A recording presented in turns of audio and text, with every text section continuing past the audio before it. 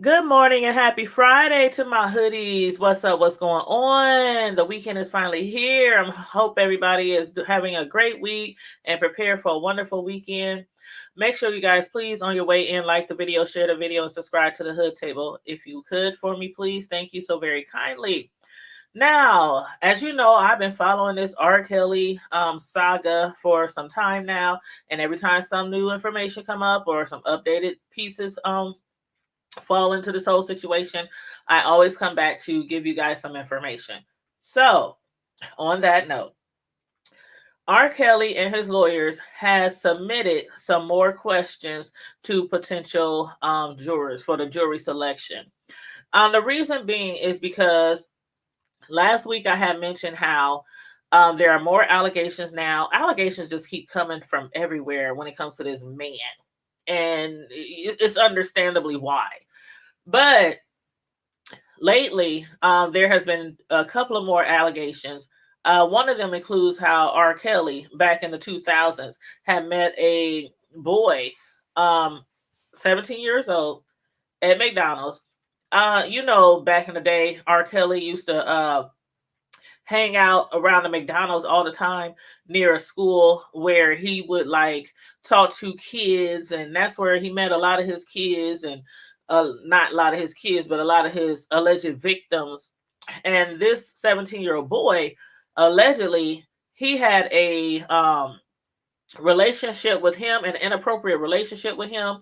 There was filming of videos, pictures, things like that. And then on top of that, allegedly, that 17-year-old boy had introduced him into another boy.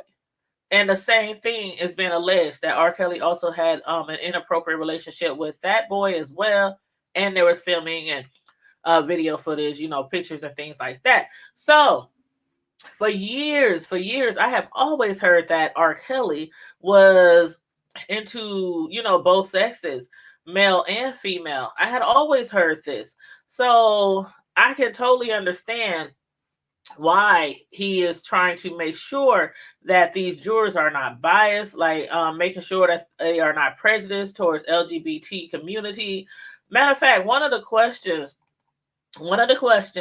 of the six new questions that Kelly's legal team has submitted is, do you have any views about heterosexual, lesbian, gay, and or bisexual people that would affect your ability to be a fair and impartial juror?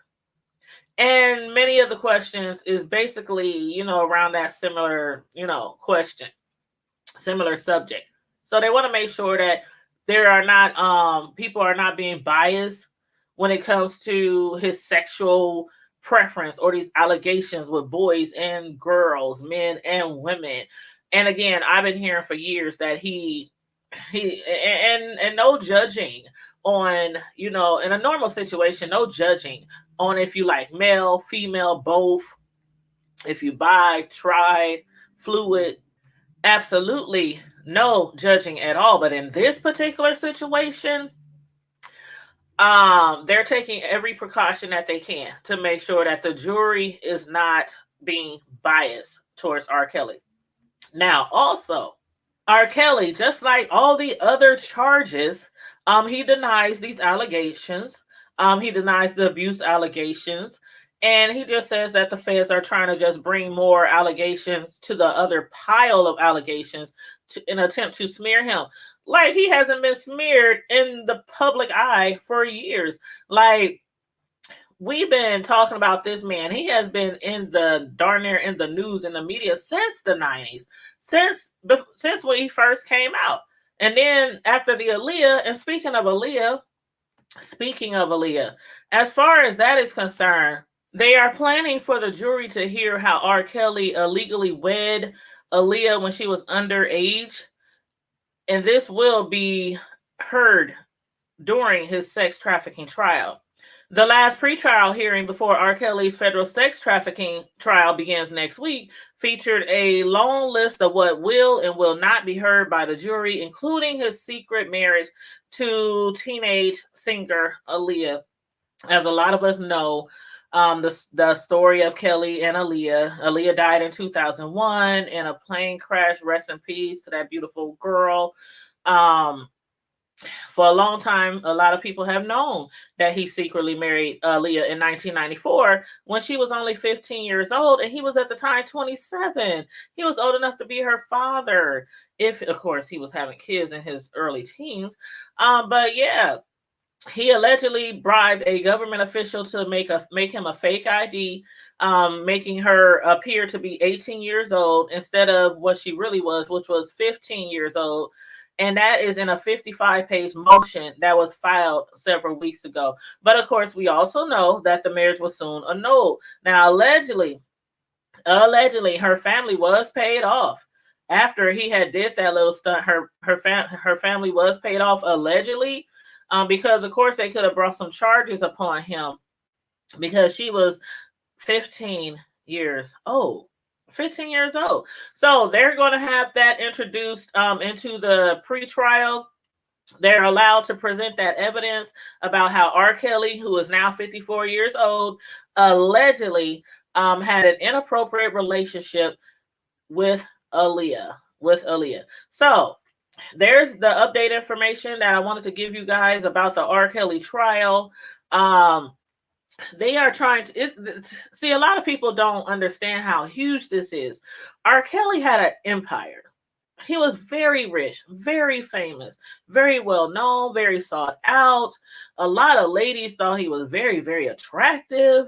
You know what I mean? A lot of people just put themselves out there, thinking that he was going to push them up in their careers, to another level, help them get out there to be known, things like that. That's how he came in contact with a lot of the people who were making these allegations on him. R. Kelly's enterprise, it included his security staff. It included the people who, like, his housekeeping staff, his managers, his tour managers. I mean, so many people involved in this excuse me, in this sex trafficking trial. And basically they're alleging that he was leading a team of managers, bodyguards, and other employees to help recruit women for sex. So there's so many charges like racketeering, bribery, coercion, enticement, sex trafficking. The list goes on and on and on. And a lot of people still is like, free R. Kelly, free R. Kelly, as if he did nothing wrong. He been doing wrong ever since Aaliyah. Ever since Aaliyah. But, people see it how people see it, but you just cannot deny the truth. You just cannot overlook the truth. You know what I'm saying? But yeah, so R. Kelly, the situation that he is right now, his lawyers claim that he's gained a lot of weight since being incarcerated. And then also we know his finances. He really doesn't have any right now. His funds has been depleted because he's been unable to work for the last few years because he's been locked up. So his lawyers are also asking that the court transfers be provided at no cost because of the fact that he has no funds.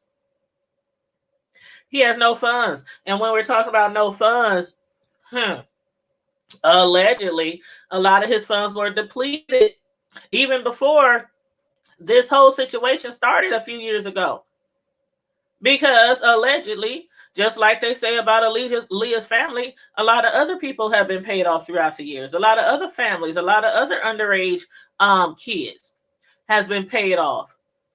Hush money. Hey, we cannot forget how he got locked up and he had to get his homegirl to put up that $100,000 for him to get locked out. Get let out.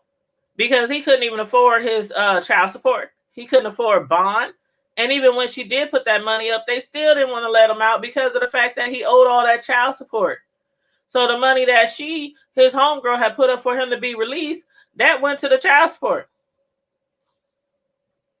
But yes, we will be talking about more of this tonight, y'all, on Friday Night Live, 9 o'clock p.m. Central Standard Time.